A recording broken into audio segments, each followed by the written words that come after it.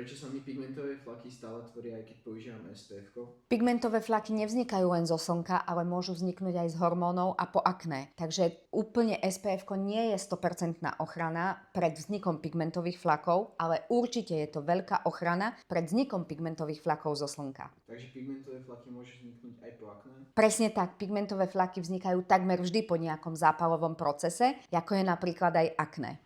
Ako dlho trvá, kým pigmentový flak zmizne? To záleží od toho, v akej hĺbke pigmentový flak sa nachádza. Ale štandardne je to niekoľko mesiacov, no so správne nastavenou dennou a večernou rutinou to môžeme výrazne urýchliť. Ak ti napadajú nejaké ďalšie otázky ohľadom pigmentových flakov, nezabudni napísať do komentáru. Prečo sa mi pigmentový flak po 40-ke výrazne zhoršil? Po 40-ke máme už štandardne tenšiu kožnú bariéru. Tvorí sa nám o mnoho menej kolagénu, o mnoho pomalšie sa nám regeneruje pokožka a hoja sa nám drobné ranky. Práve z týchto dôvodov sa často zvyšuje tvorba pigmentového farbiva a nám vznikajú pigmentové flaky. Čo mám robiť, aby som sa zbavil pigmentových flakov?